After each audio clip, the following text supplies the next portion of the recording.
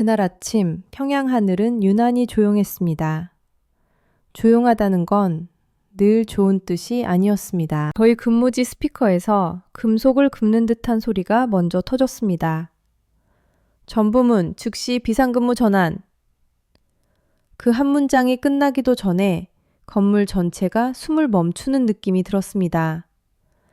복도 끝까지 달려오는 군화 소리, 철문이 닫히는 소리, 그리고 누군가가 숨을 삼키는 소리. 오늘은 무슨 날이지? 하지만 질문은 입 밖으로 나오지 않았습니다. 여기서는 질문이 곧 죄가 되니까요. 저는 군사위성 관측 보조원이었습니다. 보조원이라는 말은 겉으로는 하찮아 보일지 몰라도 실제로는 눈과 손이었습니다. 위성에서 내려오는 관측 프레임을 받아 적고 시간대별로 로그를 맞추고 관측 좌표를 표준 격자에 끼워 넣고 마지막으로 관측 기록부에 도장을 받기 전까지 단 한 칸도 틀리면 안 되는 일. 저희는 매일 새벽 관측실에 들어가기 전에 손을 씻었습니다. 비누는 배급표로 받아 쓰는 싸구려였지만 그날만큼은 손이 깨끗해야 했습니다. 기록이 더럽혀지면 안 된다는 이유였습니다. 기록은 곧 체제의 눈이었으니까요. 그런데 그 아침엔 손을 씻을 시간도 주지 않았습니다. 비상호출이 내려오자마자 저희는 관측실로 끌려가듯 들어갔습니다. 창문은 원래부터 없었습니다. 천장 조명은 낮게 그리고 차갑게 켜져 있었습니다. 바람 하나 들지 않는데 뒷목엔 땀이 맺혔습니다. 위성 통신 상태 확인! 상급자의 목소리가 갈라졌습니다. 그 목소리는 평소처럼 단단하지 않았습니다. 어딘가 쫓기는 소리였습니다. 저는 습관처럼 관측 단말기에 시간 동기화를 눌렀습니다. UTC 기준시, 내부 군용 표준시, 그리고 기록부에 찍히는 날짜. 세 개의 시간이 맞아떨어져야 기록이 완성됩니다. 그런데 화면에 떠 있는 날짜가 이상했습니다. 평소와 같은 줄로 찍혀 있어야 할 숫자들이 딱 한 구간에서만 검게 뭉개져 있었습니다. 검은 날짜. 처음엔 오류라고 생각했습니다. 전원 노이즈, 프레임 손상, 송수신 불량. 저는 늘 그래왔듯이 원인을 떠올렸습니다. 이런 시스템은 늘 고장나니까요. 고장나도 고장났다고 말할 수는 없지만. 하지만 관측실 안에 퍼지는 분위기는 단순한 고장을 넘어서 있었습니다. 그때 문이 열렸습니다. 조용히, 그러나 무겁게. 보웨이브였습니다. 저는 그들의 얼굴을 똑바로 볼 수 없었습니다. 보이브는 눈을 마주치는 순간 마음속까지 읽는다고들 했습니다. 저는 그냥 제 자리에서 손바닥에 땀이 차오르는 걸 참고 펜을 쥐었습니다. 그들이 곧장 기록부 쪽으로 다가갔습니다. 관측 기록부. 저희가 하루에도 몇 번씩 만지고 적고 도장을 받는 그 종이 묶음. 그 중에서도 그들이 찾는 건 딱 한 장이었습니다. 며칠 전 기록. 상급자가 급히 보고 있습니다. 해당 날짜 기록은 여기 있습니다. 목소리가 떨렸습니다. 보웨이브 요원은 종이를 넘기는 소리조차 내지 않으려는 것처럼 아주 천천히 페이지를 펼쳤습니다. 그리고 그 순간 저희는 모두 알았습니다. 그 검은 날짜가 단순한 오류가 아니라는 걸. 누가 이 기록을 만졌나? 그 질문은 공기보다 무거웠습니다. 누군가가 숨을 들이쉬다 멈췄습니다. 저는 그 자리에서 깨달았습니다. 기록은 사실이 아니라 명령이라는 걸. 그리고 그 명령에서 벗어난 흔적이 단 한 줄이라도 남으면 사람이 사라진다는 걸. 저는 입술 안쪽을 깨물었습니다. 피맛이 났습니다. 왜 하필 그날이었을까요? 왜 하필 그 날짜의 기록만 검게 남았을까요? 그리고 그 검은 날짜가 도대체 무엇을 가리키고 있었던 걸까요? 보웨이브는 관측실 전체를 봉쇄했습니다. 근무지 통제, 통신 차단, 누가 누구에게 한마디도 건네지 못하게 암호 체계까지 변경한다는 지시가 내려왔습니다. 그날 이후 저희는 서로의 눈을 제대로 보지 못했습니다. 동료의 눈동자 안에서 다음은 나일지도 모른다는 공포가 흔들렸기 때문입니다. 그리고 저는 그때부터 느꼈습니다.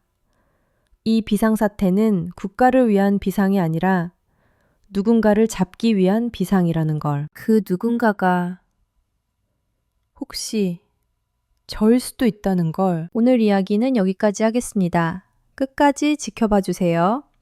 다음 팔에서 제가 왜 그 검은 날짜를 손끝으로 기억할 수밖에 없었는지 그 시작을 말씀드리겠습니다. 비상이 터지기 전까지 제 삶은 겉으로는 정상처럼 보였습니다.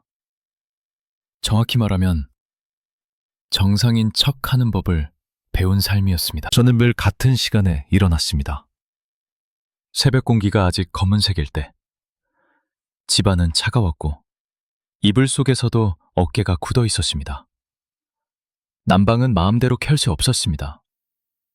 연료 배급표를 내도 그게 바로 따뜻함으로 바뀌는 건 아니었으니까요. 벽에 냉기는 밤새 사람의 뼈를 핥았습니다. 아내는 말없이 솥에 물을 올렸습니다. 수증기가 피어오르면 그게 마치 오늘도 살았다는 신호 같았습니다. 우리 집 식탁엔 늘 같은 것이 놓였습니다. 옥수수 가루로 만든 죽, 소금 한 꼬집, 그리고 가끔은, 정말 가끔, 배급받은 말라 비틀어진 무. 아이들은 그 물을 입안에서 오래 굴렸습니다. 맛을 오래 남기려고. 고습을 보면 제 속이 이상하게 움찔했습니다. 배는 늘 고판지만 더 고픈 건 부끄러움이었습니다. 아버지가 아이들 앞에서 아무것도 해줄 수 없다는 그 감각. 그런데도 저는 매일 아침 출근할 때만큼은 얼굴을 굳게 만들었습니다. 표정이 흔들리면 체제에 대한 불만이 된다고 배웠으니까요. 사람들은 감정을 숨기는 훈련을 어릴 때부터 받았습니다. 그러다 어느 순간 정말로 감정이 어디 있었는지 잊게 됩니다. 전무지는 관측시설이라고 불렸지만 사실은 거대한 지하의 귀였습니다. 건물 입구를 통과할 때마다 통행증을 꺼내야 했고 통행증 모서리가 조금만 닳아도 따로 불려갔습니다. 땀이 밴 종이가 가끔 눅눅해져도 빳빳한 척해야 했습니다. 그리고 거기에는 늘 같은 눈이 있었습니다. 우리 구역의 조직 지도원이었습니다. 그는 사람을 보는 게 아니라 사람의 구멍을 찾는 눈을 가졌습니다. 동무, 요즘 걸음이 좀 빠르다. 그가 어느 날 웃으면서 말을 걸었습니다. 그 말이 왜 그렇게 서늘했는지 아직도 설명할 수 없습니다. 빠르게 걷는 게 죄가 되는 곳. 이곳에서는 모든 게 죄가 될 수 있었습니다. 저희 관측팀의 일은 단순히 화면을 보는 게 아니었습니다. 저 같은 보조원이 하는 일은 더 세밀했습니다. 위성이 특정 궤도를 통과하는 패스 윈도우를 미리 계산한 표를 받아 수신 장비의 시간축과 정확히 맞추고 프레임이 들어오는 순간 프레임 체크리스트를 펜으로 하나씩 지웠습니다. 프레임 누락, 시간 오차, 좌표 흔들림.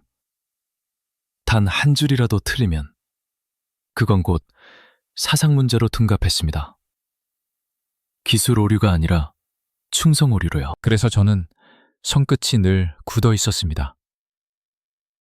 펜을 쥔 손이 아니라 목줄을 쥔 손처럼. 집으로 돌아오면 저는 일부러 한 번 더 골목을 돌아 들어갔습니다. 아내는 그걸 알면서도 묻지 않았습니다. 서로 모르는 척해야 안전한 것들이 있었습니다. 우리 동네에는 반장이 있었습니다. 그는 늘 웃고 있었고 늘 친절했습니다. 하지만 그 친절은 사람의 뒤통수를 향해 있었습니다. 저는 밤마다 창문 틈을 가만히 살폈습니다. 누가 지나가는지, 발소리가 멈추는지, 문이 몇 초 동안 조용한지. 그게 습관이 되었을 때 저는 깨달았습니다. 나는 이미 자유로운 사람이 아니구나. 그때부터였을까요? 저는 잠을 깊게 자지 못했습니다. 눈을 감으면 관측실의 차가운 조명과 기록부의 줄이 떠올랐습니다. 속이 조여왔고 배고픔이 아니라 무언가가 걸린 듯한 불안감이 있었습니다. 그리고 그 불안은 아주 작은 일에도 몸으로 튀어나왔습니다. 어느 날 근무 중에 상급자가 제 자리로 다가와 낮게 말했습니다. 오늘부터 기록부 네가 직접 묶어라. 그 말이 왜 심장에 박혔는지 아십니까? 기록부는 단순한 종이가 아니었습니다. 그날의 현실이 되는 종이였습니다. 누구의 이름이 적히고 누구의 이름이 지워지는지 그 종이가 결정했습니다. 저는 고개를 끄덕였습니다. 그리고 그날부터 저는 기록부 묶음 사이에 얇은 종이를 하나 끼워 넣었습니다. 관측 프레임이 들어오는 시간대별로 아주 작은 점을 찍는 제 방식의 표시였습니다.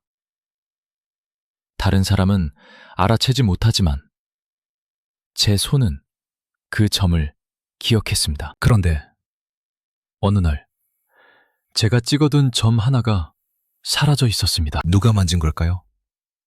아니면 제가 기억을 잘못한 걸까요? 그날 밤 저는 집에 돌아와 거울을 보지 못했습니다.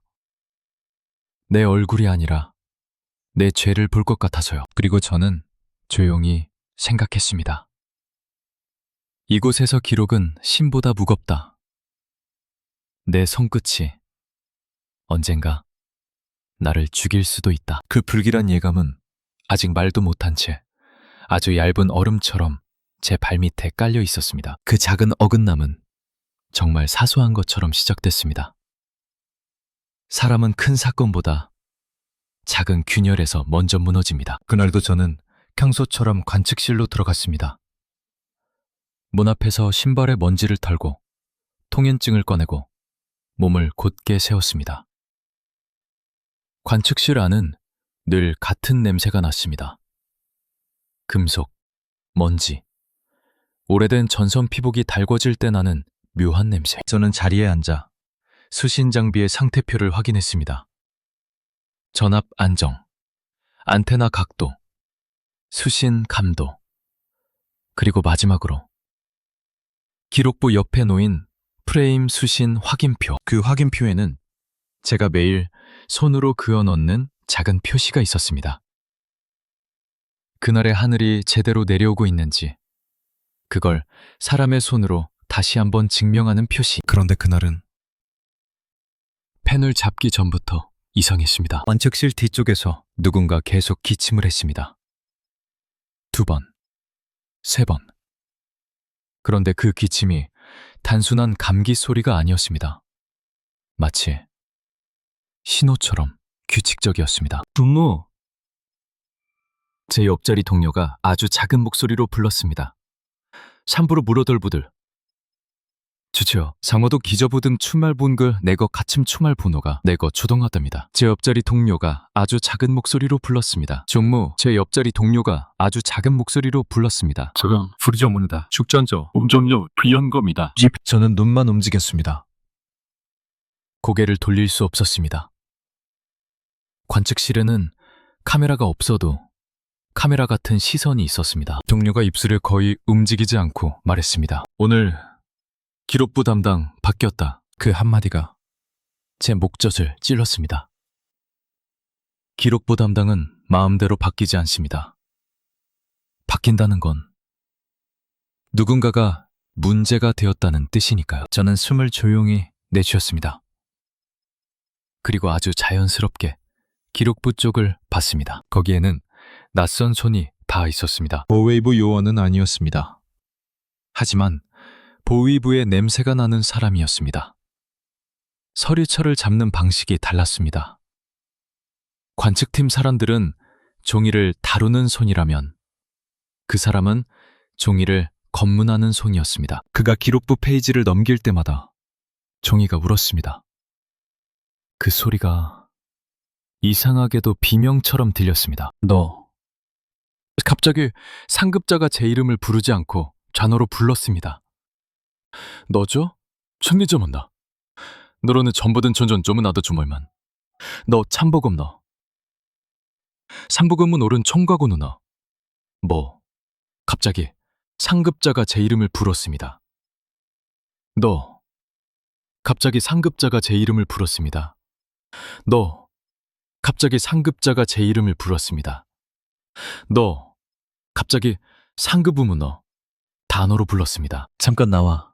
저는 의자에서 일어나며 다리가 아주 미세하게 흔들리는 걸 느꼈습니다. 눈앞에 관측 화면이 있는데도 시야가 흐려졌습니다. 뱃속이 싸늘하게 비었습니다. 복도로 나가자 상급자는 저를 벽 쪽으로 붙였습니다. 소리 없는 목소리로 말했습니다. 오늘부터 내 기록. 전부 복사한다. 저는 순간 말이 나오지 않았습니다. 복사한다는 건 두 개의 기록을 만든다는 뜻이었습니다. 하나는 공식 기록, 하나는 누군가를 잡기 위한 기록. 왜입니까? 저도 모르게 입 밖으로 나올 뻔했습니다. 하지만 저는 입술을 닫았습니다. 혀끝으로 이를 눌렀습니다. 여기서는 왜가 가장 위험한 단어였습니다. 상급자는 제 얼굴을 제대로 보지 않았습니다. 보지 않으려는 듯 했습니다. 뻗냥 짓이다. 칭찬처럼 들리지만 사실은 칼이었습니다. 저는 손이 빠르다는 이유로 더 빨리 잡힐 수 있게 되었습니다. 그날부터 관측실의 공기가 달라졌습니다. 누가 들어오든 발소리가 멈추면 심장이 먼저 멈췄습니다. 누군가 문 앞에서 사성거리면 손바닥이 젖었습니다. 기록을 쓰는 동안에도 저는 계속 문 쪽을 의식했습니다. 그리고 저희에게는 또 다른 변화가 내려왔습니다. 관측실 출입 시간이 단축되었습니다. 근무가 끝나면 곧바로 퇴근하라는 명령. 겉으로는 피로관리라 했지만 사실은 이동 동선을 통제하기 위한 것이었습니다. 누군가를 추적하려면 길목을 줄이는 게 제일 쉬우니까요. 그날 저녁 집으로 돌아오던 길 골목 모퉁이에서 누군가 제 이름을 불렀습니다. 덕모, 단장이었습니다. 그는 웃으며 제 어깨를 두드렸습니다. 너무 자연스럽게, 너무 친근하게. 요즘 근무는 어떻소? 국가가 동무 같은 인재를 믿고 있지? 저는 웃었습니다. 웃어야 했습니다. 입꼬리가 올라갔지만 속은 얼음처럼 굳었습니다. 반장이 다시 말했습니다. 혹시 이상한 일은 없지? 요즘 말이 많아서. 저는 그 순간 확실히 느꼈습니다. 이 질문은 안부가 아니었습니다. 점검이었습니다. 저는 최대한 자연스럽게 고개를 저었습니다. 없습니다. 딱 두 글자. 그 이상은 필요 없었습니다. 말이 길어지면 틈이 생기니까요. 그날 밤 저는 옷을 벗지 않고 누웠습니다. 잠이 아니라 대기였습니다. 문을 두드리는 소리가 들리면 바로 일어나야 했습니다. 천장을 보며 생각했습니다. 기록부에 작은 점 하나, 사라진 표시, 바뀐 담당자, 복사되는 이 모든 게 우연일까요? 아니면 내가 찍힌 걸까? 다음 날 관측실은 더 조용했습니다. 전날의 불안이 공기 속에 그대로 남아 사람들의 입을 막고 있는 것 같았습니다. 우리는 서로의 이름을 부르지 않았습니다.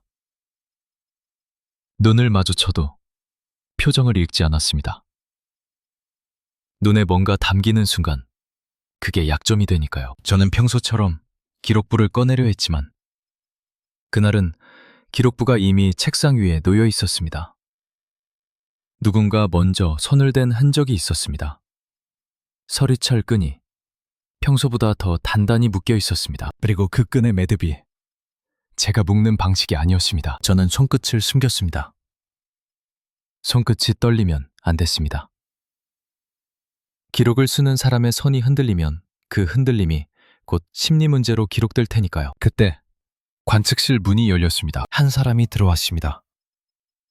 아니, 끌려 들어왔다고 해야 맞을 겁니다. 그는 우리 팀의 선임 관측원 최동무였습니다. 늘 침착했고 항상 말이 적었고 관측 프레임이 흔들리면 가장 먼저 원인을 찾아내는 사람이었습니다. 에서 안도했습니다. 그런 사람이 두 팔을 붙잡힌 채 들어왔습니다. 그의 얼굴은 하얗게 질려 있었습니다. 입술이 마르고 눈동자가 한쪽으로 흔들렸습니다. 무엇보다도 이상했던 건 그가 우리를 보지 않았다는 겁니다. 정확히는 볼 수 없었던 것 같았습니다. 눈을 마주치는 순간 우리가 함께 끌려갈까봐 그런 두려움이 그의 눈꺼풀을 눌러내린 듯 했습니다. 비웨이브 요원이 짧게 말했습니다. 이자는 조사 대상이다. 딱 한 문장. 설명도 이유도 없었습니다. 여기서는 이유가 필요 없었습니다. 대상이 되면 그걸로 끝이었습니다. 상급자는 아무 말도 하지 못했습니다. 그저 고개를 숙인 채 손가락을 모아 비볐습니다. 그 손가락은 늘 지시를 내리던 손이었는데 그날은 마치 죄인의 손처럼 보였습니다. 최동무는 우리 앞에서 한번 멈췄습니다. 잠깐, 정말 잠깐. 그 짧은 순간에 그의 눈이 제 기록부 쪽으로 스쳤습니다. 그 눈빛은 말이 아니었습니다. 도움도 아니었습니다. 경고였습니다. 건드리지 마라. 봐도 모른 척해라. 살고 싶다면. 그렇게 그는 다시 끌려 나갔습니다. 문이 닫히자마자 관측실의 공기가 달라졌습니다. 사람들의 숨이 눈에 보일 정도로 무거워졌습니다. 누군가 펜을 떨어뜨렸지만 그 소리조차 크게 들렸습니다. 저는 기록부를 되찾습니다. 손이 아니라 몸 전체로 펼치는 느낌이었습니다. 그날 기록부에는 이상한 줄이 하나 추가되어 있었습니다. 신원 재확인, 최재. 그 줄은 마치 붉은 잉크처럼 눈에 박혔습니다. 신원 재확인이라는 말이 얼마나 잔인한지 아십니까? 당신이 지금까지 살아온 모든 시간이, 당신의 얼굴과 이름이, 당신의 충성까지도 한 번에 지워질 수 있다는 뜻입니다. 점심시간, 우리는 식당으로 가지 못했습니다. 군의 식당은 문이 닫혔습니다. 특정 구역 봉쇄라는 공지가 붙었고 대신 건빵과 미지근한 물이 나왔습니다. 누군가가 낮게 중얼거렸습니다. 최동무, 왜? 그 질문은 바닥에 떨어져 부서졌습니다. 아무도 주워 담지 않았습니다. 주워 담는 순간 그 질문이 우리 얼굴에 묻을 테니까요. 그날 오후 관측실 전화가 울렸습니다. 내 선이 아니라 상부 직통선이었습니다. 상급자가 전화를 받자마자 얼굴이 더 창백해졌습니다. 그는 수화기를 내려놓고 우리에게 말했습니다. 오늘부터 관측 기록부 외부 반출 금지. 기록은 반드시 두 벌로 작성. 그리고 서명은 모두 지문으로 대신한다. 지문. 그 말이 떨어진 순간 저는 숨이 막혔습니다. 지문은 말 그대로 도망칠 수 없는 증거였습니다. 서명은 흉내낼 수 있어도 지문은 흉내낼 수 없습니다. 그건 곧 우리 모두가 인질이 된다는 뜻이었습니다. 그날 밤 집으로 돌아오니 아내가 문 앞에서 기다리고 있었습니다. 얼굴이 굳어 있었습니다. 오늘 동묘에서 사람 하나 끌려갔어. 저는 아무 말도 하지 못했습니다. 아내가 덧붙였습니다. 최동무 부인도 같이 끌려갔대. 그 말에 제 속이 내려앉았습니다. 조사 대상은 한 사람으로 끝나지 않습니다. 가족, 친척, 동료까지. 한 명이 찍히면 그 주변이 전부 붉게 칠해집니다. 그날 저는 밥을 삼킬 수 없었습니다. 옥수수죽이 목에 걸렸습니다. 뱃속이 아니라 죄책감이 차오르는 느낌이었습니다. 그날 밤 저는 처음으로 분명히 떠올렸습니다. 검은 날짜. 그 날짜가 단순한 화면 오류가 아니라면 최동무가 끌려간 이유가 그 날짜와 연결되어 있다면, 그리고 기록을 만진 손이 제 손과 닿아 있다면 이제 문은 닫히기 시작한 겁니다. 도망칠 길이 아니라 숨을 쉴 틈이. 저는 침대에 누워서도 계속 귀를 세웠습니다. 복도에서 발소리가 들릴 때마다 심장이 움찔했습니다. 여기서는 한 사람이 사라지는 게 끝이 아닙니다. 그건 시작입니다. 그리고 저는 그날 아주 조용히 확신했습니다.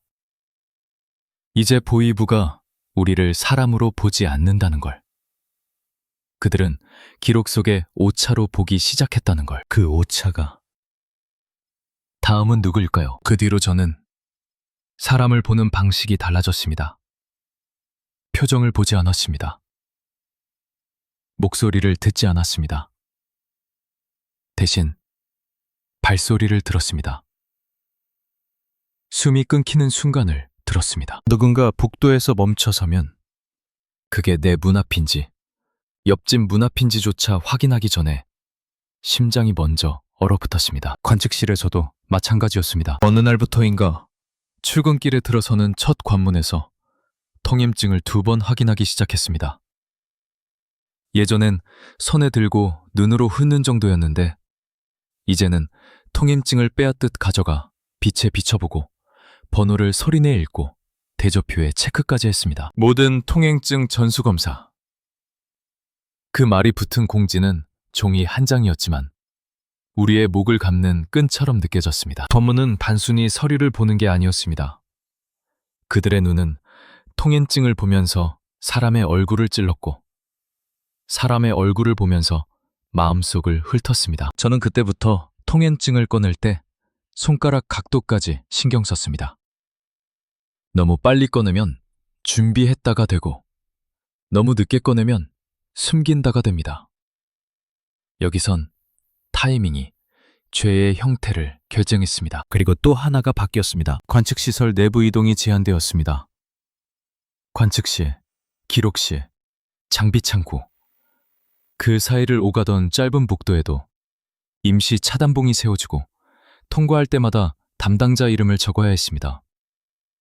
조금이라도 동선이 어긋나면 바로 호출이 들어왔습니다. 저는 걸음을 더 작게, 더 조심스럽게 옮겼습니다. 발 뒤꿈치를 거의 바닥에 끌지 않으려 했습니다. 소리 하나라도 남기면 그게 흔적이 되니까요. 그렇게 며칠이 지나자 누가 나를 보는가가 아니라 누가 나를 듣는가가 더 무서워졌습니다. 관측실 안에서 저는 기계보다 조용해져야 했습니다.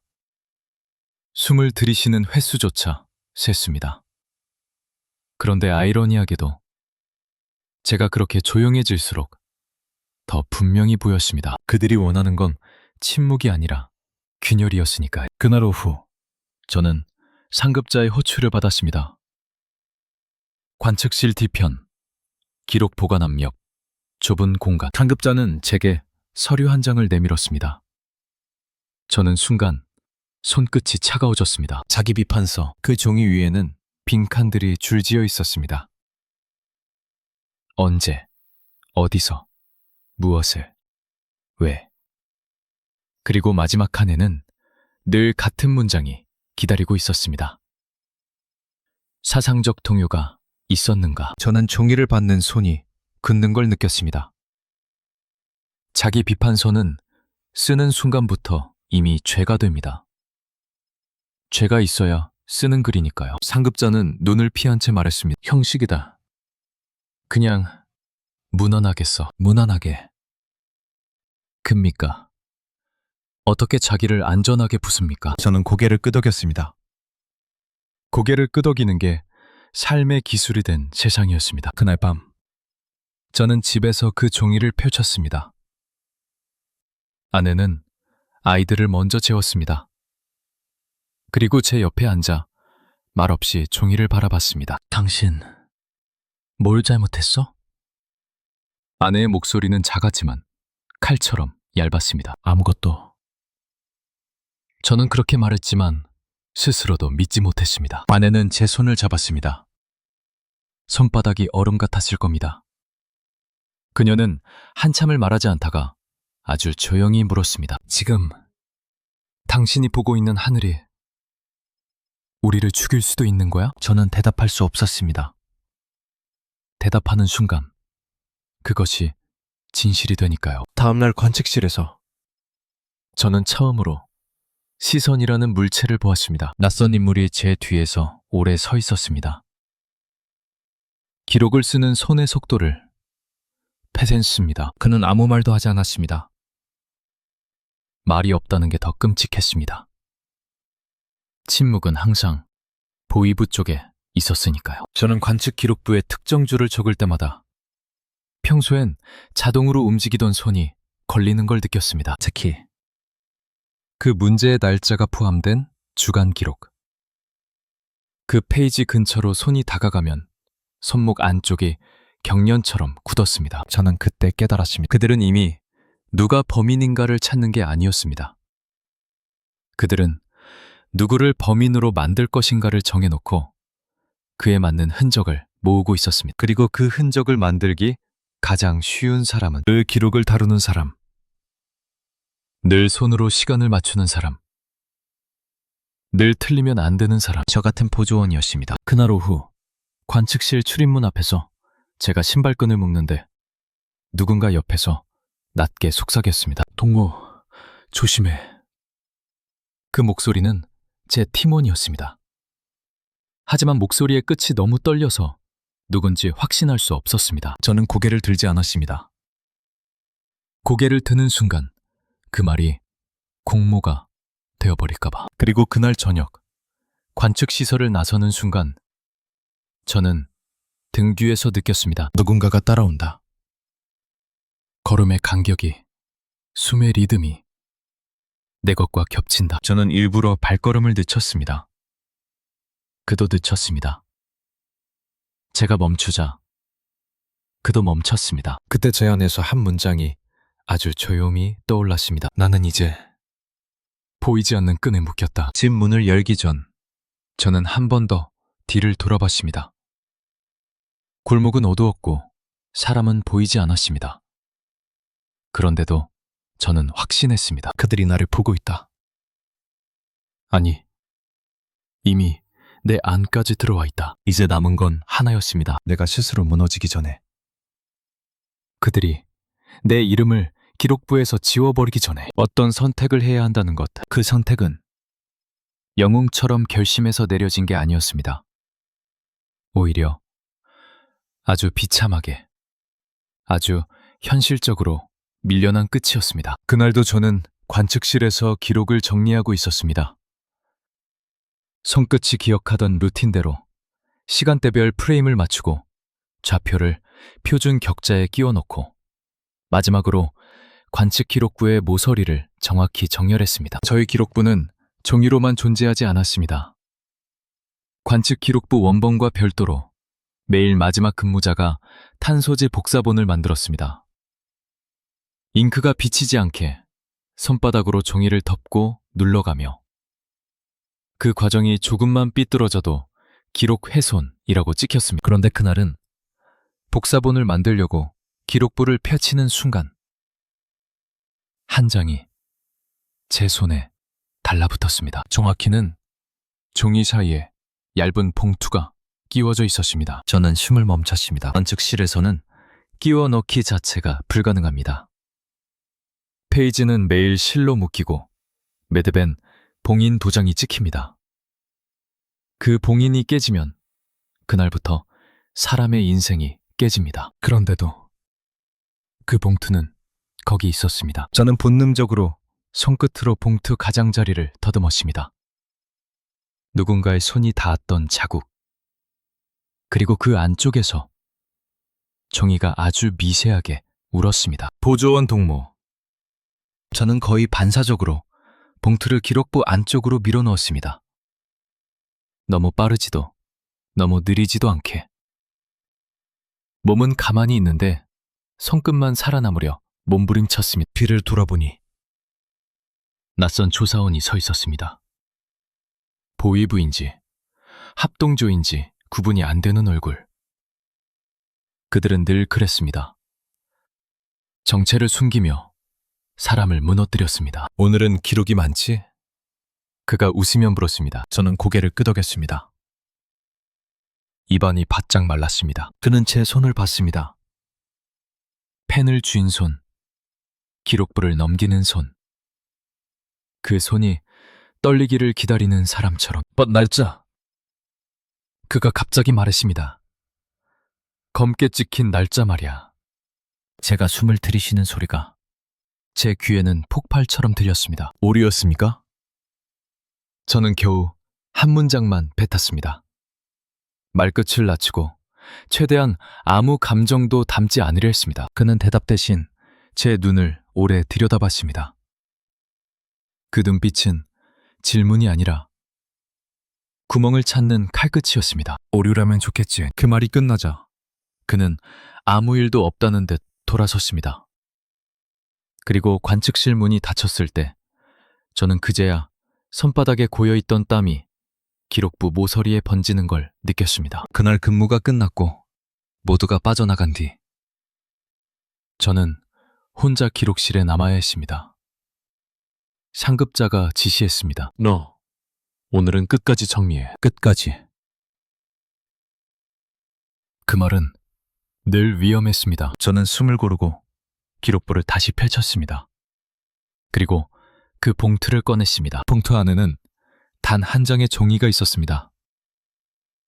관측 프레임의 일부를 손으로 옮겨 적은 듯한 숫자들, 좌표, 시각, 그리고 짧은 문장 하나. 기록 삭제 명령. 저는 순간 귀가 멍해졌습니다. 삭제. 관측 기록은 삭제할 수 없습니다. 삭제된 기록은 곧 없었던 사실이 됩니다. 없었던 사실은 누군가의 죽음이 됩니다. 그 종이 하단에는 또 다른 표시가 있었습니다. 검은 날짜가 적혀 있었고 그 아래에 제가 평생 단 한 번도 기록부에서 보고 싶지 않았던 단어가 있었습니다. 대상 재분류. 대상. 그 순간 모든 것이 연결되었습니다. 최동무가 끌려간 이유. 키네드키 서명, 통행증 전수검사, 그리고 제 기록을 복사한다던 지시. 그들은 이미 알고 있었습니다. 검은 날짜가 무엇인지, 그리고 누군가가 그걸 봤다는 것까지. 그런데 왜 그 종이가 제 손에 들어왔을까요? 저는 종이를 바라보다가 마치 불에 데인 사람처럼 봉투를 덮었습니다. 그리고 바로 집으로 돌아가지 못했습니다. 근무지 근처 공중 화장실 뒤편, 어둡고 비린 구석에 숨어 앉았습니다. 몸이 떨렸습니다. 춥지도 않은데 이가 맞물렸습니다. 그때 저는 제 안에 마지막 줄이 끊어지는 걸 느꼈습니다. 그동안 저는 버틸 수 있다고 믿었습니다. 가족을 위해서라도 아무 일 없는 척 살아내야 한다고. 하지만 이제는 달랐습니다. 여기에 남아있으면 나는 실수로 죽는 게 아니라 필요해서 죽게 됩니다. 그날 밤 집에 들어오자 아내가 저를 기다리고 있었습니다. 저는 말없이 문을 잠갔고 아이들이 자는 방을 한번 바라본 뒤 아내에게 봉투를 내밀었습니다. 아내는 종이를 보는 순간 얼굴빛이 사라졌습니다. 이거 뭐야? 그녀의 목소리가 떨렸습니다. 저는 딱 한 문장만 말했습니다. 우리 이제 여기서 끝이야. 아내가 입을 막았습니다. 울음이 아니라 공포를 삼키는 소리였습니다. 그리고 그때 저는 제 손으로 아주 작은 행동 하나를 했습니다. 종이를 다시 봉투에 넣지 않았습니다. 저는 봉투를 찢어서 종이를 손톱만한 조각으로 잘랐습니다. 한 조각은 제가 되었고 한 조각은 바닥 아래 틈새에 숨겼습니다. 마치 살아남기 위한 증거를 몸속에 삼키듯이. 그게 제 넘치고 넘친 마지막 한 방울이었습니다. 저는 그날부터 더 이상 체제 안의 사람이 아니었습니다.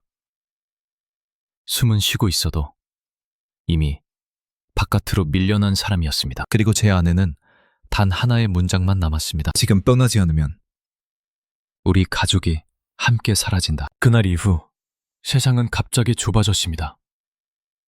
길이 좁아진 게 아니라 숨 쉴 틈이 사라졌습니다. 관측시설 안에서는 더 이상 작은 잡담조차 허락되지 않았습니다. 점심시간에 누가 숟가락을 오래 들고 있으면 그게 생각이 많다는 이유가 됐고, 복도에서 두 사람이 동시에 서 있으면 그게 모여서 뭔가를 의논한다는 이유가 됐습니다. 저는 웃지 않았습니다. 웃으면 들킬 것 같았고 울면 끝장날 것 같았습니다. 그리고 무엇보다 연락이 끊겼습니다. 제게 늘 무표정하게 인사하던 동료가 어느 날부터 저를 보지 않았습니다. 눈이 마주치면 먼저 고개를 돌렸습니다. 마치 저를 모른 척해야 살아남는 사람처럼. 집에서도 마찬가지였습니다. 아내는 아이들 앞에서 말을 줄였습니다. 밥을 먹다가도 누군가 골목을 지나가는 발소리만 들리면 젓가락이 멈췄습니다. 우리는 서로를 위로하지 않았습니다. 미로는 흔적이 되니까요. 그 무렵 저는 확신했습니다. 보이부가 이미 우리 집을 한 번 이상 훑었다. 확실한 근거는 없었습니다. 그런데도 알 수 있었습니다. 당한 물건들의 위치가 아주 미세하게 달라져 있었고, 이불을 접어놓는 각도가 제가 접는 방식이 아니었습니다.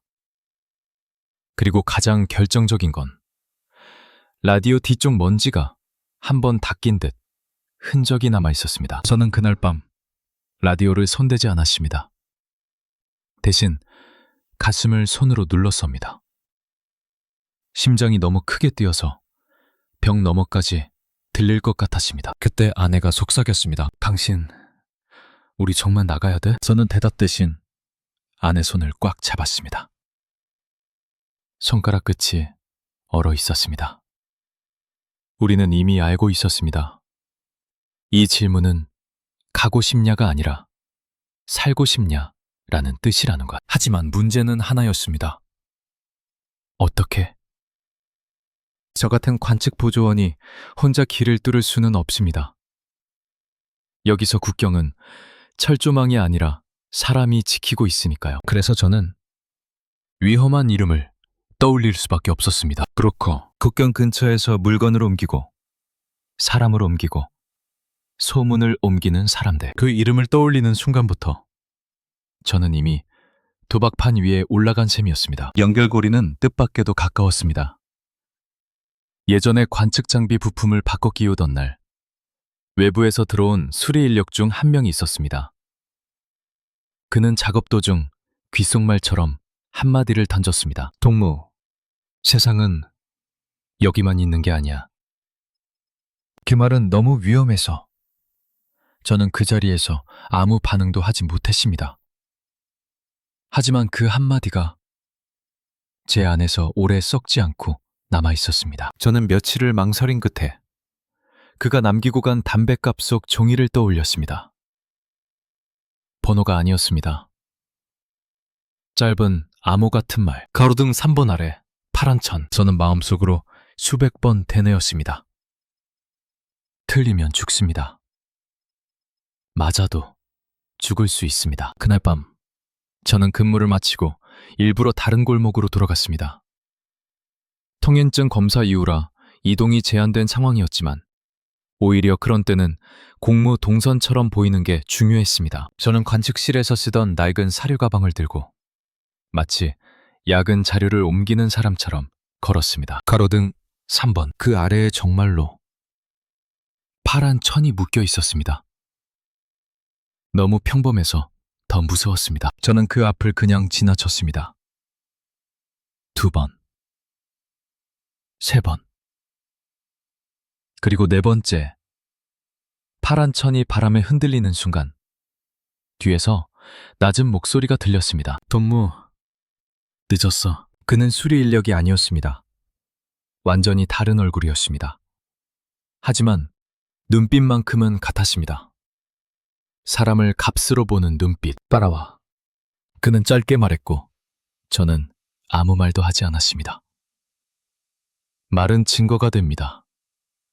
저는 증거가 될 수 있는 걸 최대한 줄여야 했습니다. 그가 이끈 곳은 창고 뒤편 작은 방이었습니다. 창문은 종이로 막혀 있었고 바닥에는 먼지와 발자국이 섞여 있었습니다. 그는 저를 위아래로 훑고 먼저 물었습니다. 얼마나 급해? 저는 침을 삼키고 가능한 평범하게 말했습니다. 살아야 합니다. 그는 피식 웃었습니다. 그 웃음이 인간의 웃음이 아니었습니다. 살고 싶으면 돈이 있어야지. 저는 준비해둔 물건을 꺼냈습니다. 관측 시설에서나 쓰는 야광 도장 잉크병, 그리고 기계 정비용, 내부 규격, 렌치 세트. 배급품이 아니라 현장에서 빼돌릴 수 있는 물건들. 그에게는 돈보다 더 매력적인 증거였습니다. 그는 눈빛이 바뀌었습니다. 오, 관측 쪽이구만. 그 말에 제 등골이 서늘해졌습니다. 뻔너, 받겠네. 저는 대답하지 않았습니다. 그는 제 침묵을 돈으로 환산하는 사람처럼 계산했습니다. 좋아. 길은 있어. 그가 말했습니다. 하지만 조건이 있어. 조건. 그 단어는 늘 사람을 죽입니다. 정확한 날짜. 그가 갑자기 말했습니다. 검게 찍힌 그 날짜. 저는 숨이 멎는 느낌이 들었습니다. 왜 브로커가 그걸 묻지? 왜 그 날짜를 알아?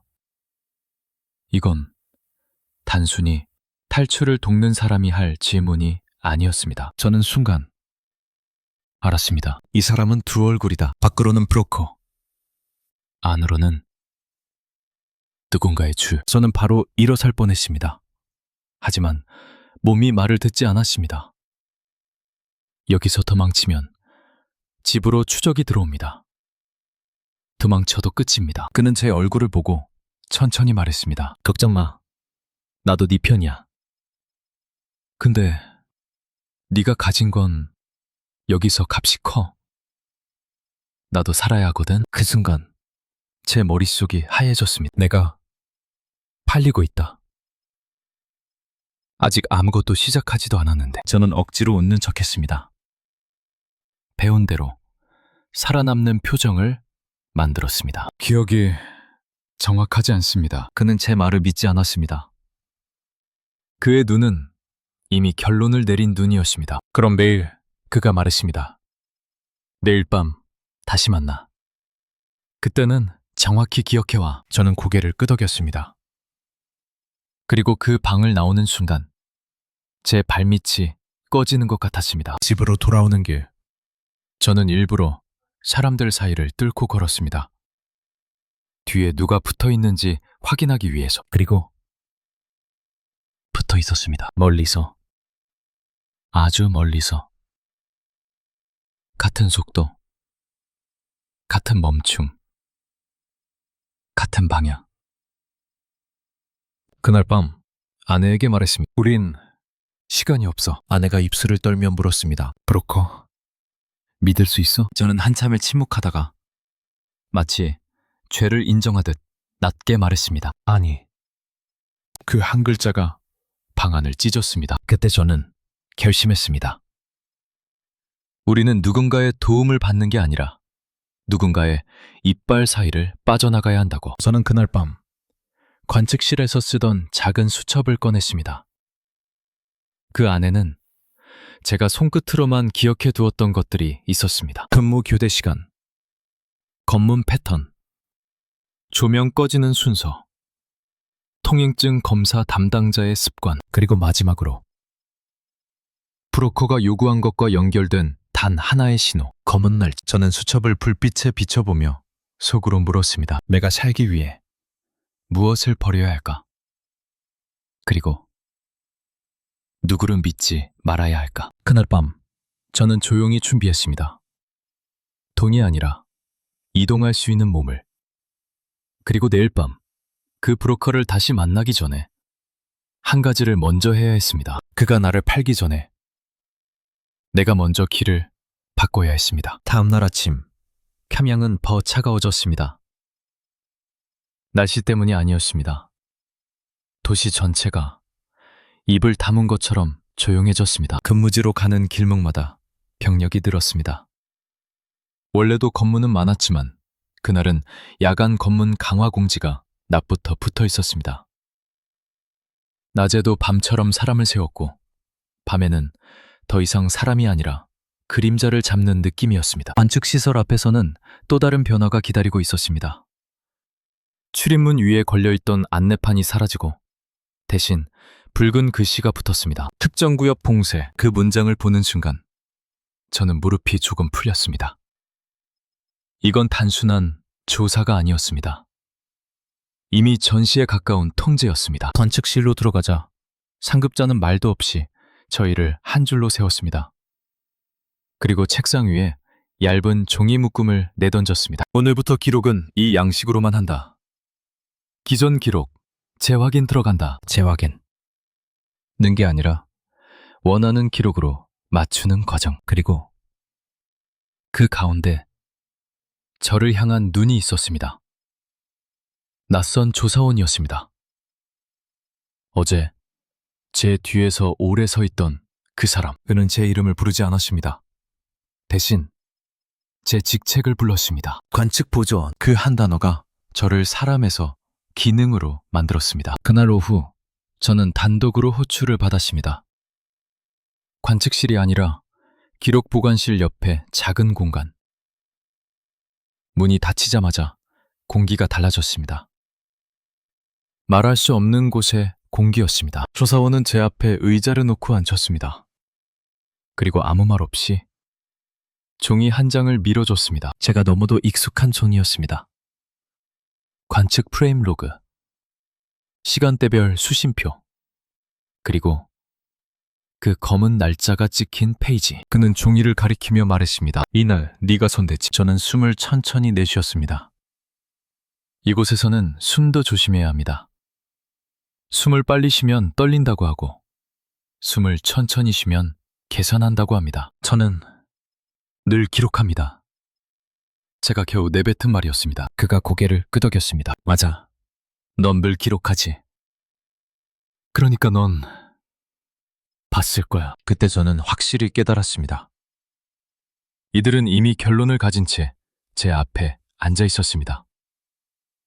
제가 무엇을 했는지를 확인하는 게 아니라 제가 무엇을 봤는지를 뽑아내려는 겁니다. 그는 더 이상 돌리지 않았습니다. 날 위성이 잡은 건 단순한 지형 사진이 아니야. 제 심장이 한번 크게 내려앉았습니다. 기준 날짜, 그 시간대. 곧 그가 손가락으로 로그의 한 줄을 짚었습니다. 원래 없어야 할 것. 그 한 문장이 머릿속에 얼음처럼 박혔습니다. 반측이라는 건 존재를 증명하는 일입니다. 그런데 없어야 할 것이 찍혔다면 그건 존재 자체가 비밀이라는 뜻입니다. 저는 눈을 깜빡이지 않으려 애썼습니다.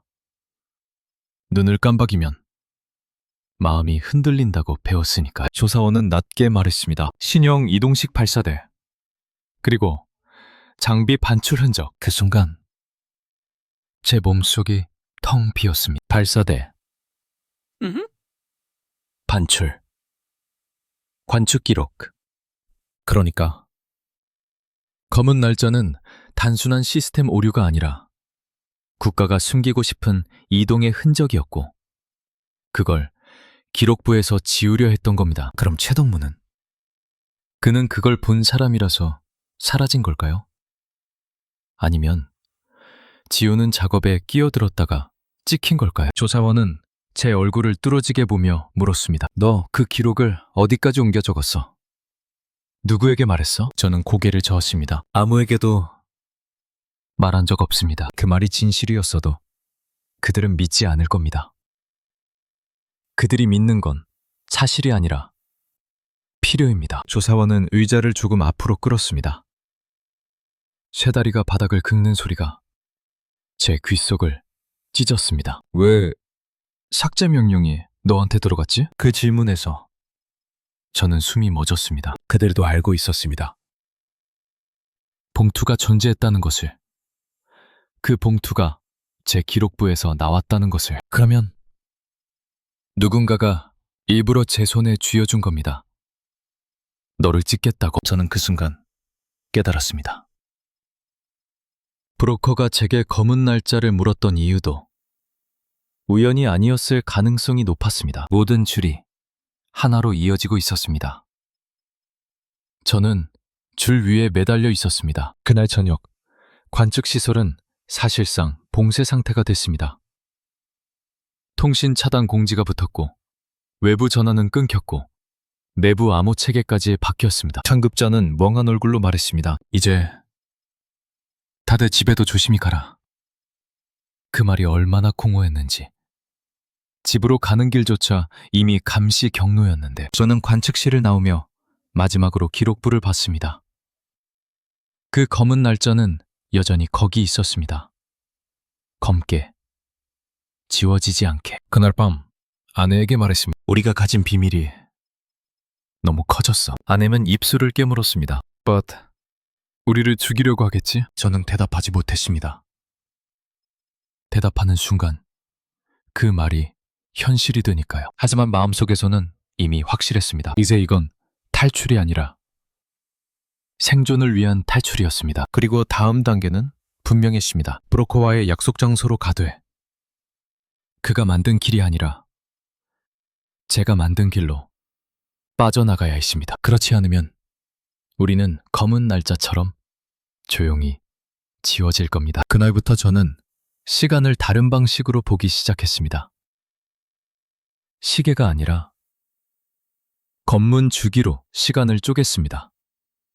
몇 분마다 순찰이 도는지, 어느 구역에서 발소리가 끊기는지, 누가 지쳐서 담배를 피우는지, 누가 끝까지 깨어 있는지. 관측 보조원이라는 직책은 비겁할 만큼 현실적이었습니다. 저는 하늘을 보는 사람이었지만 그 하늘이 내려오는 패턴을 읽는 사람이기도 했습니다. 저는 이제 그 습관을 사람에게 적용했습니다. 브로커와의 약속은 그날 밤이었습니다. 하지만 저는 그에게서 길을 사는 게 아니라 그에게서 국경의 현재 상태만 빼내고 빠져나가야 했습니다. 아내와 저는 집안에서 단 한 번도 크게 말하지 않았습니다. 말은 벽을 통과합니다. 벽은 귀가 됩니다. 우리는 준비물을 정했습니다. 많지 않았습니다. 많으면 의심받고 적으면 죽습니다. 아내는 아이들 옷을 두 겹으로 입혔습니다. 속옷 위에 또 속옷, 그리고 작은 양말을 한 켤레 더 신겼습니다. 아이들은 이유를 몰랐지만 묻지 않았습니다. 그 나이에도 아이들은 이미 질문이 위험하다는 걸 알고 있었습니다. 저는 관측시설에서 쓰던 방수 필름 봉투를 하나 가져왔습니다. 원래는 기록을 10기로부터 보호하는 용도였는데 그날부터는 우리 가족의 목숨을 넣는 봉투가 됐습니다. 거기에는 돈이 아니라 통행증 사본 조각, 그리고 제가 손톱만큼 숨겨두었던 검은 날짜 관련 종이 조각을 넣었습니다. 왜냐하면 세상에서 가장 잔인한 건 진실이 아니라 진실을 들고 있는 사람을 잡으려는 손이니까요. 저희는 떠나기 전에 마지막으로 약속했습니다. 대화는 3문장 이내. 호흡은 평소처럼. 눈은 서로를 보지 말 것. 아내가 떨리는 목소리로 물었습니다. 만약 잡히면? 저는 잠시 멈췄다가 아주 작게 말했습니다. 아이들부터 숨겨. 그 말이 우리 사이의 공기를 갈랐습니다. 말이 끝나자마자 아내는 고개를 끄덕였습니다. 울지 않았습니다. 울면 무너집니다. 우리는 아직 무너지면 안 됐습니다. 그날 밤 저는 약속 장소로 갔습니다. 가로등 3번 아래 파란 천. 하지만 저는 그대로 들어가지 않았습니다. 관측에서 배운 방식대로 한 번 더 확인했습니다. 바람 방향, 그림자의 길이, 발자국이 겹치는 정도. 그리고 저는 봤습니다. 파란 천이 어제와 달리 2번 매듭져 있었습니다. 누군가가 신호를 바꿨습니다. 그건 오늘은 안전이 아니라 오늘은 이쪽으로 들어와 라는 뜻일 수 있었습니다. 저는 심장이 쿵 내려앉는 걸 느꼈습니다. 그때 뒤에서 누군가가 다가왔습니다. 동무. 그는 웃었지만 눈은 웃지 않았습니다. 오늘은 가족도 데려왔나? 그 말에 제 등골이 얼어붙었습니다. 저는 한 번도 가족 얘기를 한 적이 없었습니다. 그런데 그는 알고 있었습니다. 저는 그 순간 확신했습니다. 나는 이미 팔렸다. 어쩌면 어제 그 방을 나오는 순간부터. 하지만 저는 표정을 만들었습니다. 보조원으로 살아남은 표정. 아무것도 모르는 척. 아무 감정도 없는 척. 아닙니다. 저는 짧게 잘랐습니다. 저거 선물로 그럭샤. 브로커는 제 대답을 믿지 않는 눈이었지만 그래도 말을 이어갔습니다. 극경 쪽. 요즘 초비상이야. 통행증 검사 더 빡세졌고 야간 검문도 늘었어. 두만강 쪽은 얼음이 얇아. 그 한마디 한마디가 제게는 돈보다 값졌습니다. 정보. 그게 살아남을 유일한 지도였습니다. 저는 조용히 물었습니다. But 어디가 났습니까? 브로커가 고개를 살짝 기울였습니다. 길은 하나야. 너 같은 관측 쪽 사람은 더 잘하겠지? 빛이 없는 곳, 빛이 없는 곳. 그 말이 너무 정확해서 오히려 공포였습니다. 마치 누군가가 제 머릿속을 읽고 던진 말 같았습니다. 그때 아주 멀리서 군화 소리가 들렸습니다. 한 번, 두 번, 그리고 멈췄습니다. 브로커의 눈빛이 잠깐 흔들렸습니다. 그는 낮게 말했습니다. 결정해. 오늘 안 가면 넌 끝이야. 그 순간 저는 선택했습니다. 그의 길을 타는 척하면서 그의 점을 피해가는 길. 저는 준비해둔 마지막 장치를 꺼냈습니다. 관측시설에서 쓰던 조그만 점검용 손전등. 빛을 짧게 2번, 길게 1번. 그건 우리끼리 정한 신호였습니다. 아내가 멀리서 그 신호를 봤을 겁니다. 지금이다. 바로 움직여라. 하지만 브로커를 믿지 마라. 저는 브로커에게 고개를 끄덕이며 말했습니다. 가겠습니다. 그리고 그와 반대 방향으로 아주 자연스럽게 한 발을 옮겼습니다. 마치 그의 안내를 따라 움직이는 사람처럼. 하지만 실제로는 검문이 뜸한 사각지대를 향해 제가 그려둔 동선으로. 그날 계획은 이미 절반이 무너져 있었습니다.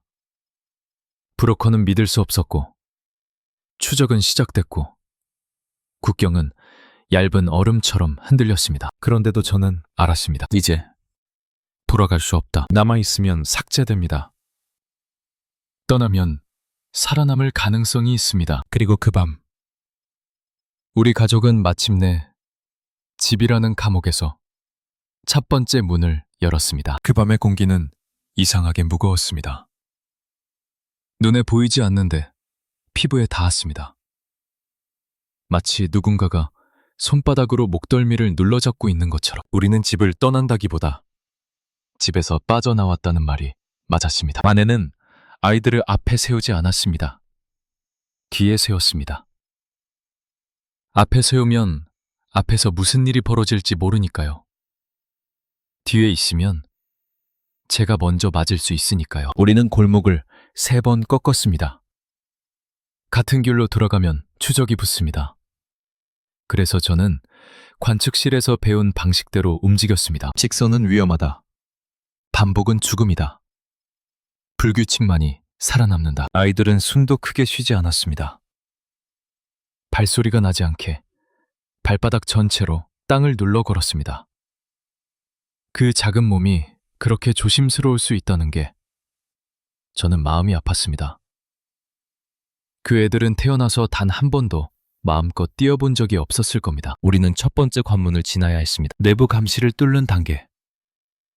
국경으로 가기 전 도시 안에서 이미 죽을 수 있는 단계. 검문소는 낮보다 밤에 더 많았습니다.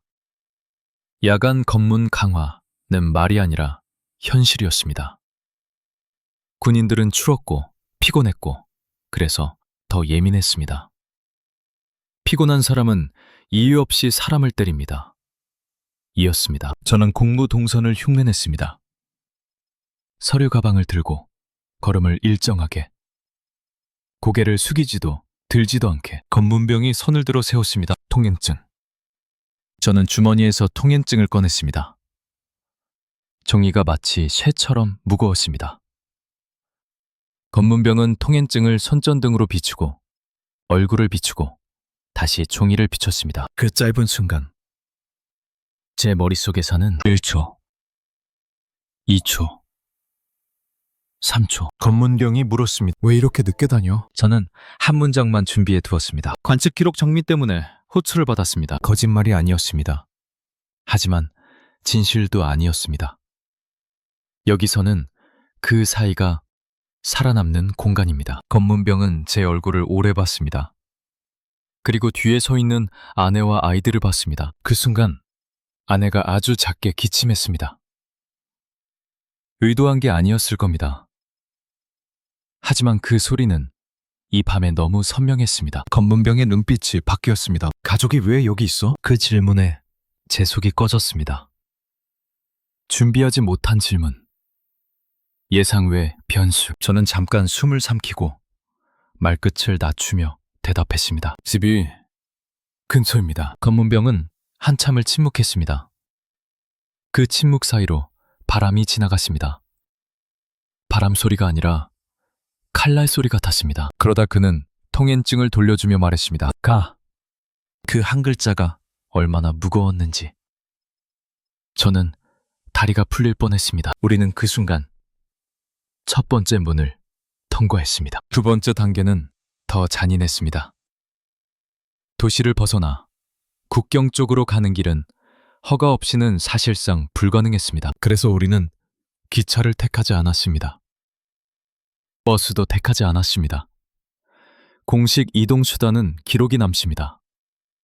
기록은 곧 죽음입니다. 우리는 화물 이동을 따라가야 했습니다. 관측시설에서 부품을 반출할 때 쓰던 도로. 야간에만 움직이는 작은 트럭들. 그 길을 저는 기억하고 있었습니다. 기계가 지나가는 시간대는 사람도 지나갈 수 있습니다. 우리는 공장 외곽에 있는 작은 집단 창고 근처로 숨어들었습니다. 그곳에는 늘 짐을 기다리는 사람들이 있었습니다. 배급이 끊긴 사람들, 먹을 게 없는 사람들, 살기 위해 무엇이든 하는 사람들. 그들 사이에 섞이면 우리는 눈에 덜 띕니다.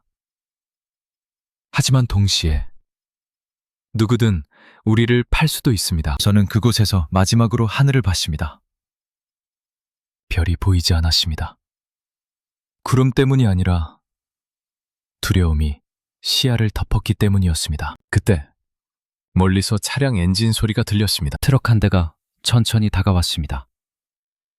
짐칸 덮개는 반쯤 열려 있었고 그 안에는 포대 자루들이 쌓여 있었습니다. 저는 아내에게 손짓했습니다. 말은 하지 않았습니다. 우리는 눈빛으로만 합의했습니다. 지금 아내는 아이들을 끌어안고 짐칸 아래로 몸을 낮췄습니다. 저는 먼저 올라가 포대자루 사이에 빈 공간을 만들었습니다. 아이들을 그 틈에 밀어넣고 아내를 끌어올렸습니다. 그 순간 아이의 손이 제 손을 꽉 잡았습니다. 작은 손이었습니다. 그 작은 손이 떨고 있었습니다. 저는 속으로 물었습니다. 이 아이를 나는 어디까지 데려갈 수 있을까? 트럭이 움직이기 시작하자 짐칸의 흔들림이 우리 몸을 찢었습니다. 차가운 바람이 틈새로 들어왔고 입안이 얼었습니다. 우리는 아무 소리도 내지 못했습니다. 기침도, 울음도, 숨도. 시간이 흐르는지 몰랐습니다. 관측실에서처럼 숫자로 시간이 흐르지 않았습니다. 이 밤의 시간은 고통으로 흐르고 있었습니다. 그런데 갑자기 트럭이 멈췄습니다. 밖에서 목소리가 들렸습니다. 검문이다. 그 한마디에 우리 네 사람의 심장이 동시에 멈췄습니다. 저는 포대자루를 더 끌어당겼습니다. 아내는 아이들의 입을 손으로 막았습니다. 아이들의 눈이 커졌습니다. 눈물은 나지 않았습니다. 울면 들킵니다. 그 애들도 알고 있었습니다. 군화 소리가 가까워졌습니다. 짐칸을 두드리는 소리. 텅텅. 그 소리가 바로 우리의 머리통을 두드리는 것 같았습니다. 그때 제 안에서 한 문장이 명확해졌습니다. 지금이 마지막 밤일 수 있다. 그리고 바로 그 순간 밖에서 또 다른 목소리가 들렸습니다. 됐어. 그냥 보내. 트럭이 다시 움직였습니다. 그때 저는 깨달았습니다. 우리는 운이 좋아서 살아남은 게 아니라 아직 잡을 가치가 남아있어서 살아남은 거라는 검은 날짜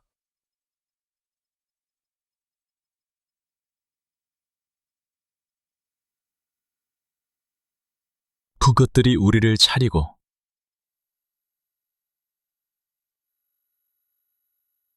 검은 날짜 건축기록 그것들이 우리를 살릴 겁니다.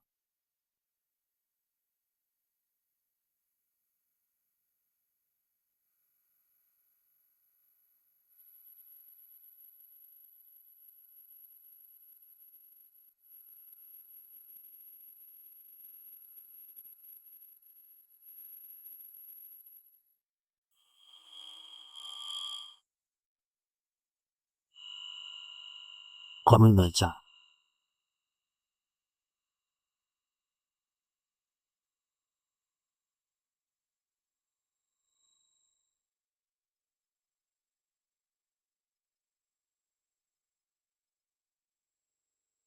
건축들이 우리를 만다.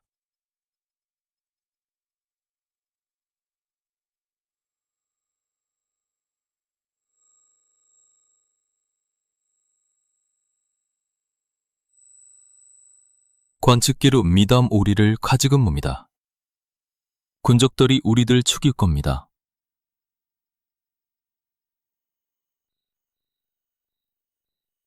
조금리 몬드 그것들이 우리를 책일 겁니다. 트럭은 계속 국경 쪽으로 달렸습니다.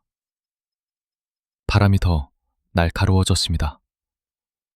공기가 더 희박해졌습니다. 그리고 저는 알았습니다. 이제 돌아갈 길은 완전히 끊어졌다. 다음은 국경입니다.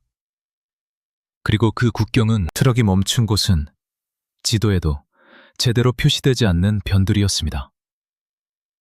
엔진 소리가 꺼지자마자 세상이 더 차가워졌습니다. 짐칸 위로 올라온 공기는 얼음처럼 패로 들어왔고 아이의 손은 제 손가락을 놓지 못했습니다. 우리는 이미 1단계를 끝냈습니다.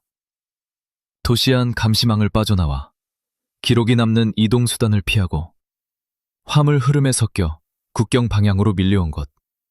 그 자체가 기적이었습니다. 하지만 진짜는 지금부터였습니다. 트럭 운전사는 우리를 보지 않았습니다.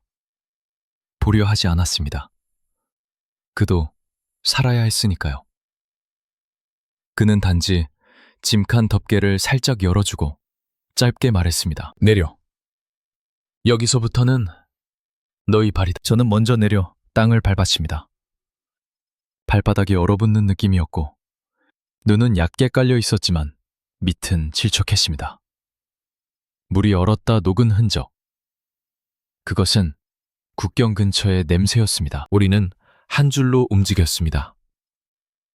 아내가 아이들을 가운데 두고 저는 앞에서 길을 읽었습니다. 길을 읽는 법은 하늘에서 배웠습니다. 패턴, 빈틈, 그리고 사각지대. 그날 국경 쪽 하늘은 유난히 흐렸습니다. 짙은 안개가 내려앉아 있었습니다. 처음엔 불길했는데 곧 깨달았습니다. 이 안개는 우리에게 남은 유일한 옷이다. 브로커는 나타나지 않았습니다. 그게 오히려 더 무서웠습니다. 그가 나타나지 않는다는 건 이미 누군가에게 넘겼거나 혹은 우리를 놓아둔 것일 수 있었습니다. 바람에 안개가 밀릴 때마다 멀리서 희미하게 보이는 철책과 등불 같은 감시등이 깜빡였습니다. 두만강. 저는 관측실에서 수없이 보던 선을 이제 네 발로 건너야 했습니다. 강은 완전히 얼지 않았습니다. 얼음 위로 물이 얇게 고여 있었고 발을 내딛는 순간마다 찍 하고 울었습니다. 그 소리는 너무 컸습니다. 귀가 아니라 국경 전체가 듣는 소리 같았습니다. 저는 아내의 손을 잡고 아주 낮게 속삭였습니다. 말하지 마. 대화는 세 문장으로 끝냈습니다. 말이 길어지면 공포가 들립니다. 우리는 2단계 국경 돌파를 시작했습니다. 저는 먼저 몸을 낮췄습니다. 안개 속에서는 서 있는 사람의 형태가 가장 먼저 잡힙니다. 그래서 저는 선택했습니다. 땅에부터 기어가기. 손바닥을 얼음 위에 대자마자 살갗이 타들어갔습니다. 차가움이 아니라 통증이었습니다. 하지만 통증은 살아있다는 증거였습니다. 저는 그 증거를 붙잡고 앞으로 밀었습니다. 아내도 아이들을 감싸며 낮췄습니다. 아이들은 울지 않았습니다. 울지 못했습니다. 입을 막은 것도 아닌데 아이들의 목에서 소리가 나오지 않았습니다. 그 침묵이 너무 어른 같아서 저는 심장이 찢어졌습니다. 강 한가운데쯤 왔을 때였습니다. 안개 너머에서 군화 소리가 들렸습니다. 규칙적으로. 그리고 멈추는 손전등 불빛이 안개를 찢듯 훑었습니다. 빛이 우리 머리 위를 지나갈 때 저는 숨이 멎었습니다. 지금 들키면 끝이다. 그 순간 제 옆에서 아이가 아주 작게 떨었습니다. 몸이 아니라 마음이 떨었습니다. 저는 아이의 발목을 손으로 감싸 쥐었습니다. 따뜻함을 주려는 게 아니라 떨림을 멈추게 하려는 손이었습니다. 불빛이 한 번 더 가까워졌습니다. 저는 입안에서 피맛이 났습니다. 너무 꽉 이를 물어서 그리고 속으로만 외쳤습니다. 제발 지나가라. 불빛은 잠깐 멈췄다가 다시 다른 방향으로 옮겨갔습니다. 그 순간 저는 깨달았습니다. 살아남는다는 건 용기가 아니라 들키지 않는 기술이라는 걸. 강을 건넜을 때 우리는 이미 사람이 아니었습니다. 짐승처럼 숨었고, 짐승처럼 떨었고, 짐승처럼 조용히 살아남았습니다. 하지만 끝이 아니었습니다. 강을 건넜다고 해서 안전해지는 게 아니라 그때부터는 중국이 시작됩니다. 우리는 3단계 안전 지점까지 가야 했습니다. 숲 가장자리로 몸을 숨기고 안개 속 좁은 길을 따라 이동했습니다. 발은 젖었고 양말은 이미 얼어붙었습니다. 아이의 입술이 파랗게 변해갔습니다. 얼마나 걸었는지 모릅니다. 시간은 사라지고 감각만 남았습니다. 배는 비었고 머리는 멍했고 다만 한 가지 감각만 선명했습니다. 잡히면 끝. 새벽이 가까워질 무렵 우리는 겨우 작은 창고 같은 곳에 들어갔습니다. 중국 쪽 편두리, 브로커의 연결이라고 들었던 은신처. 그 문을 닫는 순간 저는 무너질 뻔했습니다. 하지만 무너질 수 없었습니다. 아직도 우리가 완전히 벗어난 게 아니니까요. 아내가 아이를 안고 웅크렸습니다. 아이의 숨은 가늘었습니다. 저는 제 외투를 벗어 아이 위에 덮었습니다. 그때 밖에서 개 짖는 소리가 들렸습니다. 사람 목소리도 섞여 있었습니다. 중국말인지 조선말인지 분간이 안 되는 말들. 저는 창고 벽에 귀를 붙였습니다. 그리고 아주 조용히 생각했습니다. 우린 도망쳤지만 아직도 쫓기고 있다. 살아남았습니다. 하지만 아직 자유는 아니었습니다. 창고 안의 공기는 눅눅했고 곰팡이 냄새가 났습니다. 그 냄새가 이상하게도 살았다는 냄새처럼 느껴졌습니다. 최소한 그곳은 당장 끌려갈 소리가 들리지 않는 공간이었으니까요. 하지만 우리는 잠들지 못했습니다. 잠은 안전한 사람의 것이었습니다. 우리는 안전하지 않았습니다. 그때 저는 처음으로 후회 같은 걸 했습니다. 내가 이 길을 선택해서 이 아이를 여기까지 끌고 온 건 아닐까. 하지만 그 다음 생각이 바로 덮었습니다. 여기까지 오지 않았으면 아이는 아예 사라졌을 것이다. 우리는 며칠을 숨어 지냈습니다. 낮에는 숨었습니다. 밤에만 움직였습니다. 창고 바닥에 누워도 귀는 늘 밖을 향해 있었습니다. 브로커의 연락은 뜸했습니다. 한 번은 왔고, 한 번은 오지 않았고, 한 번은 다른 사람이 왔습니다. 항상 사람이 바뀌는 게 가장 무서웠습니다. 사람이 바뀌면 약속도 바뀌고 목숨값도 바뀝니다. 중국에서는 경찰보다 신고가 더 무서웠습니다. 누구든 우리를 보면 돈이 듭니다. 굶주린 사람에게 돈은 양심을 이깁니다. 어느 밤, 우리는 옮겨 타기 위해 낡은 승합차에 실렸습니다. 창문에는 신문지가 붙어 있었고 바닥은 축축했습니다. 우리는 서로를 안고 호흡을 나눴습니다. 살아있는 사람끼리만 할 수 있는 방식으로. 그날 새벽, 갑자기 차가 급정거했습니다. 밖에서 소리가 터졌습니다. 자이자. 중국 경찰의 목소리였습니다. 심장이 그대로 떨어졌습니다. 아내가 아이의 입을 손으로 막았습니다. 아이의 눈이 커졌습니다. 울지 않았습니다. 울면 죽습니다. 그 감각이 이제는 가족 모두의 본능이 되어 있었습니다. 문이 열리고 빛이 들어왔습니다. 그 빛이 너무 밝아서 눈물이 날 것 같았습니다. 하지만 그 눈물조차 참아야 했습니다. 운전자가 웃는 목소리로 뭐라고 말했고 종이 몇 장이 오가는 소리가 들렸습니다. 담배 냄새가 들어왔고 그 다음엔 문이 다시 닫혔습니다. 차는 다시 움직였습니다. 그때 저는 알았습니다. 우리는 사람으로 국경을 넘는 게 아니라 돈과 거래로 넘고 있다는 걸. 몇 번의 이동, 몇 번의 숨죽임, 몇 번의 기도 끝에 우리는 마침내 더 이상 숨을 곳이 아닌 곳으로 들어갔습니다. 어둡고 작은 방. 벽에 흡음재 같은 게 붙어 있었고 전기 난로가 약하게 켜져 있었습니다. 그 방에서 처음으로 누군가가 조용한 한국말을 했습니다. 괜찮습니다. 이제 안전한 쪽으로 갑니다. 한국말. 그 단어 하나가 제 안에서 무너져 내렸습니다. 정말 끝났나? 정말 살아남은 건가?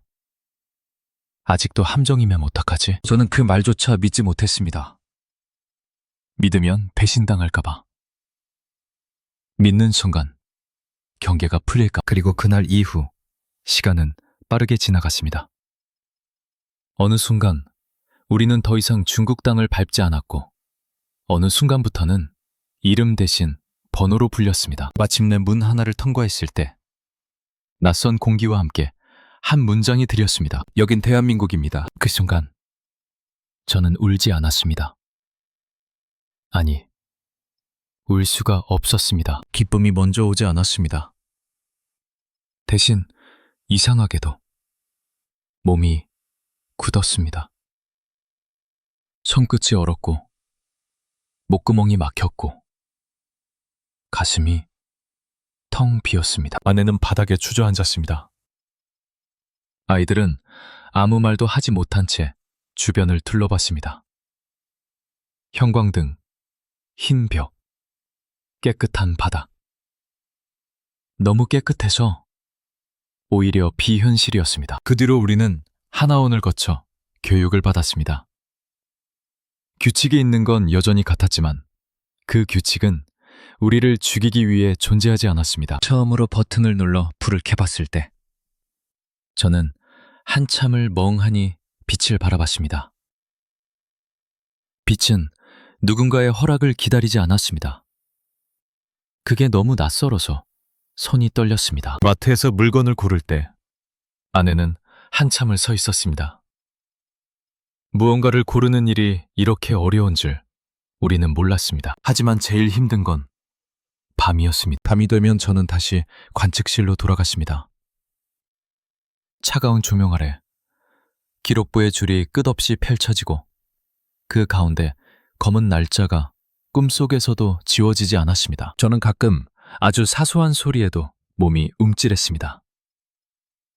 문이 닫히는 소리, 발걸음 소리, 누군가 뒤에서 부르는 목소리, 그리고 무엇보다 조사라는 단어가 들릴 때마다 온몸이 굳었습니다. 여기서는 조사도 살기 위한 과정인데 제 몸은 아직도 그 단어를 죽음으로 번역했습니다. 어느 날 아내가 말했습니다.